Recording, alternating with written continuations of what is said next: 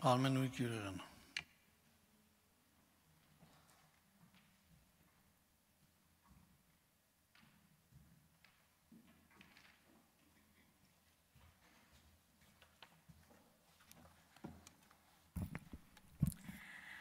Հարգելի քաղաքացիներ, քննարկվում է ԱԺ առողջապահության հարցերի մշտական հանձնաժողովի նախագահի ընտրության հարցը։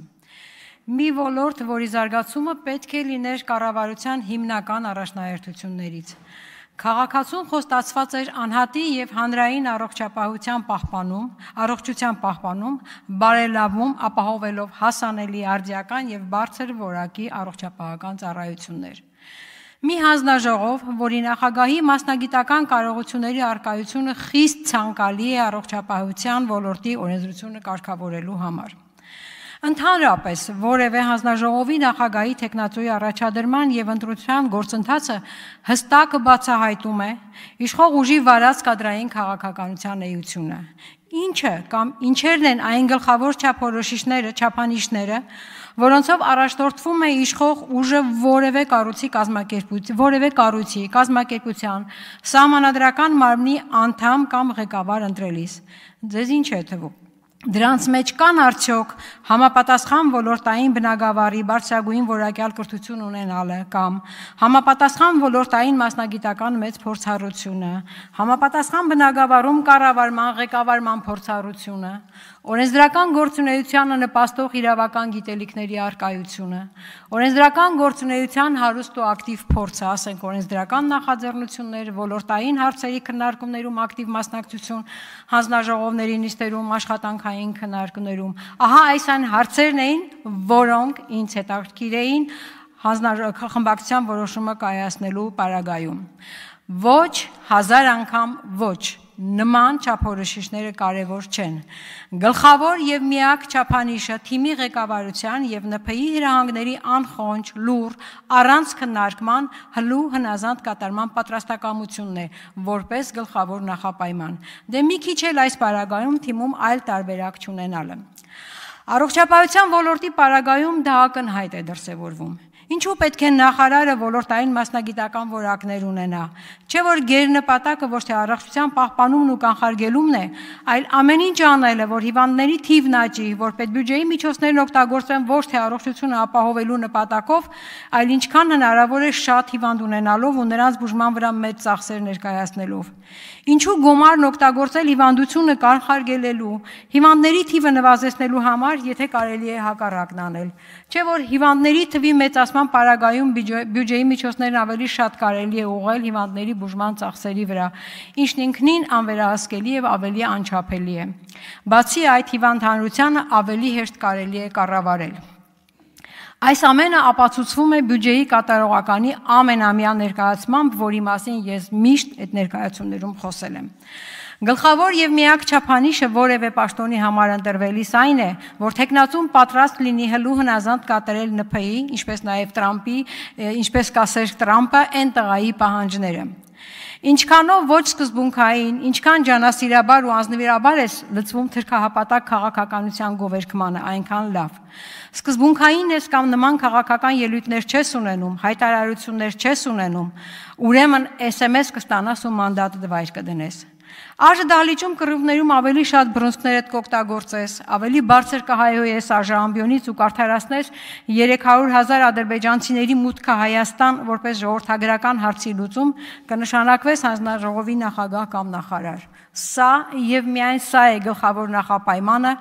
որևէ պաշտոնի նշանակման համար։ Սա եւ միայն սա է քաղաքական կարիերայի աստիճաններով բարձրանալու հավաստիք հորվա իշխանությունների օրոք։ Չես կռվի, թրքահապատակ հայտարարությունները չես պաշտպանի, ժողովրդավարության ոտնահարումը չես գովերքի որպես ժողովրդավարական գերադրական աստիճան ժողովրդավարության, որի ընկալումը միայն ԿՊ-ին է հասանելի։ Մարդու իրավունքների ոտնահարումն ու քաղաքական հետապնդումներն ամենօրյա ռեժիմով իրականացնելու պրակտիկան չես արդարացնի ու գովերքի, ուրեմն պաշտոն չես ստանա։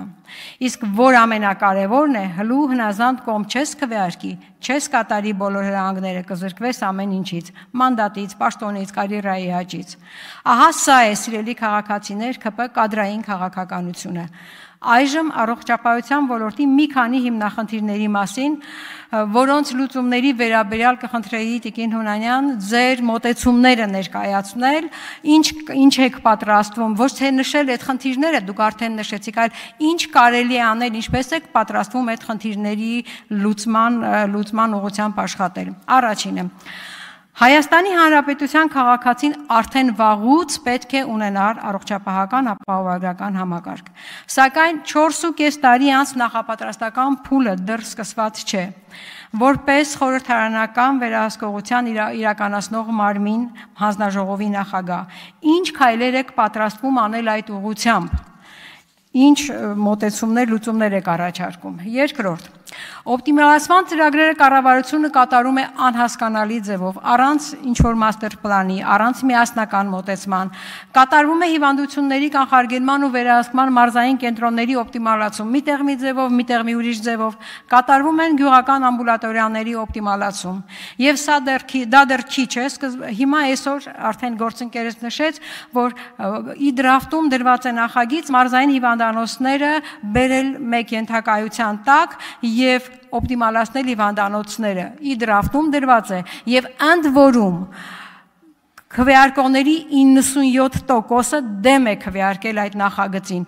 Ինչ վերաբերմունք ունեք այդ նախագծին որպես առաջարկվող հանձնաժողովի նախագահ։ Ի վերջո դուք կարևոր դեր ունեք այդ հարցի ընդունման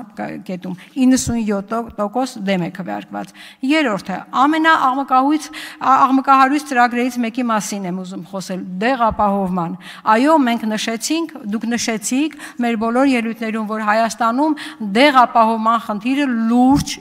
հիմնախնդիր է։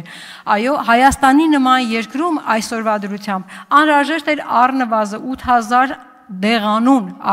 անուն դեղ 8000, բայց այսօր գրանցվածների քանակը 2500 պլյուս մինուս միգուցե, այսինքն տեսեք ինչքան պակաս ունենք մենք գրանցված դեղերի։ Դուք որպես համապատասխան հանձնաժողովի նախագահ, ինչպես եք պատրաստվում օրենսդրական ինչ փոփոխություններ առաջարկելով, ինչ մեխանիզմներ առաջարկելով կարելի է հնարավորինս արագ ու արդյունավետ լուծել դեղապահովման խնդիրը։ Ես չեմ ասում մենք կարճ ժամանակում հասնենք 8000-ի, բայց աճը պարտադիր է այդ թվականակի։ Ձեր մոտեցումները, լուծումների առաջարկները։ Կադրային քաղաքականության մեջ, այո, դուք նշեցիք, մեր գործընկերները նշեցին, մարզային հատկապես բուժ հիմնարկներում մասնագիտական պակասի հիմնախնդիրը, նեղ մասնագիտական բուժաշխատողների պակասը, ինչ օրենսդրական փոփոխություններ եք տեսնում, որոնք հնարավորություն կդարձնեն մարզային բուժ հիմնարկներին ապահովել համապատասխան նեղ մասնագիտական բժիշկներով։ Այժմ կխնդրեմ ուղղակի այդ հարցերի լուծման ձեր տարբերակներն առաջարկել։ Այժմ մի քանի արձագանք երեք այս ամբիոնից ԿՊ հնչեցրած մտքերի մասին։ Բագրատյանն ասում է, թե նույն բանն ենք անընդհատ ասում, ընդդիմությունը անընդհատ նույն բանն է կրկնում։ Այստեղ չի, բայց պարոն Բագրատյան, դուք ամենօրյա ռեժիմով սուտ եք խոսում, դուք ԿՊ-ն ոչ թե անձամբ դուք։ Սուտ խոստումներ եք տալիս եւ նեղվում եք, որ դրա մասին հանրությանը մենք տեղյակ ենք պահում։ Մի ստեք, մի խաբեք ամեն օր, բացահայտումների մասին չեք լսի ամեն օր։ Տիկին Ղազարյանը, Արմենուհի Ղազարյանը հայտարարում է, թե 18-ից հետո ընտրությունները չեն կեղծվել։ Տիկին Ղազարյան, ընտրությունների կեղծելը ոչ թե եւ ոչ միայն քվեաթերթիկների քանակի ճիշտ հաշվարկն է,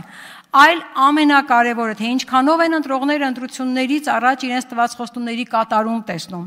ինչքանով ընտրողները չեն խաբում իրենց ընտրության հարցում։ Ապացույցը ձեր կառավարության գործունեությունն է։ Արդեն չեք էլ խորշում ասելուց, որ ինչ ասել եք, խոստացել եք, ընտրվելիս սխալ եք ասել, որ այժմ իրականացնում եք ուղիղ հակառակը ձեր խոստումների։ Հենց սա է ընտրությունների կեղծումը, որ ընտրողին է պետք քվեաթերթիկների կողմու դեմ ճիշտ թվերը, եթե դրա արդյունքում իրենք չեն ունենալու իրենց ընտրանց համայնքի ղեկավարը։ Փաստ Վանաձոր, թեև այն տղան միանգամից բռնկվում է, երբ խոսում են Վանաձորում խայտառակ տեղական ժողովրդավարության դրսևորումից։ Վանաձոր, Ալավերդի, Ախուրյան, Բերդ, Վարդենիս, Փարաքար, այս շարքը շարունակելի է։ Սա է ձեր ժողովրդավարությունը։ Իսկ ընտրողին հարցրել եք, ինքը ձեր այս տեսակ ժողովրդավարությունն ուզում է, թե ոչ։ Սա բռնապետություն է եւ դուք ԿՊ падգամավորներ դարձել եք երկիրը դեպի բռնապետություն տանելու ճանապարհը հարթողներ։ Եվ մտածում եք, թե մեր ժողովուրդը ընտրելու է բռնապետին եւ բռնապետության ճանապարհը հարթողներին, իհարկե ոչ։ Ամեն վատ բան, ամեն չարիք իր վերջն ունի։ Նույնն էլ կլինի ՆՓ-ի ու ԿՊ-ի պարագայում, համոզված եղեք։ Էմմա Պալյան, ինչ ուրախ եմ